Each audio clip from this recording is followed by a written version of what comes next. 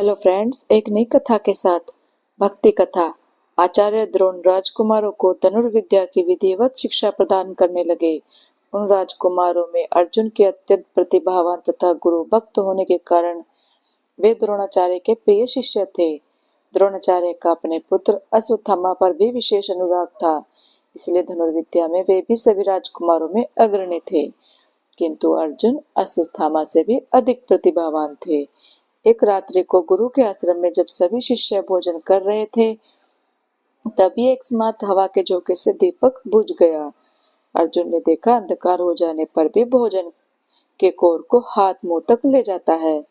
इस घटना से उन्हें यह समझ में आया कि निशाना लगाने के लिए प्रकाश से अधिक अभ्यास की आवश्यकता है, और वे रात्रि के अंधकार में निशाना लगाने का अभ्यास करना आरंभ कर दिया।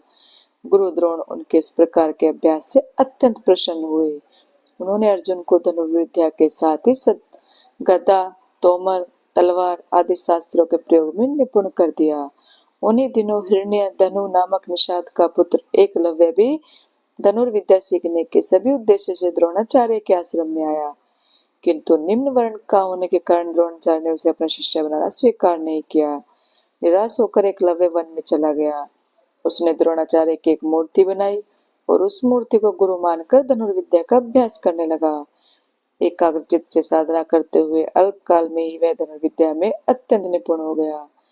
एक दिन साई राजकुमार गुरु द्रोण के साथ आखेट के लिए उसी वन में गए, जहां पर एकलव्य आश्रम बनाकर धनुर्विद्या का अभ्यास कर रहा था।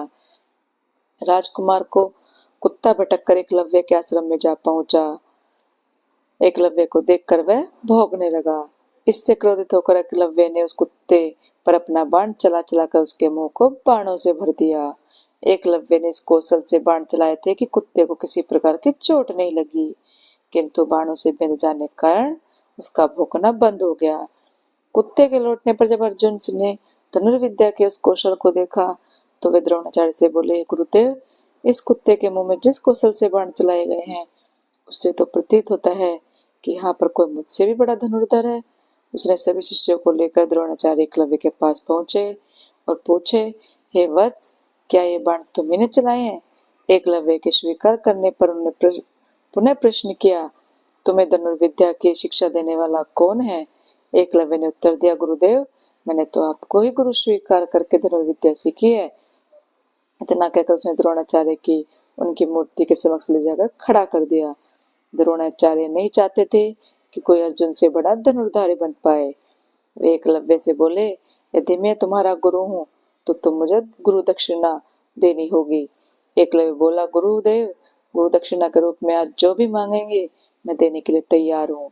इस पर द्रोणाचार्य ने एकलव्य से गुरु दक्षिणा के रूप में उसके दाहिने हाथ के अंगूठे की मांग की।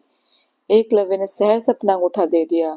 इस प्रकार एकलव्य अपने हाथ से धनुष चलाने में असमर्थ हो गया, तो अपने पैरों से धनुष चलाने का अभ्यास करना आरंभ कर दिया। तो दोस्तों, कैसी लगी आपको ये कथा? अच्छी लगी हो तो प्लीज लाइक, कमेंट और शेयर करना और चैनल को सब्सक्राइब करना। Thank you.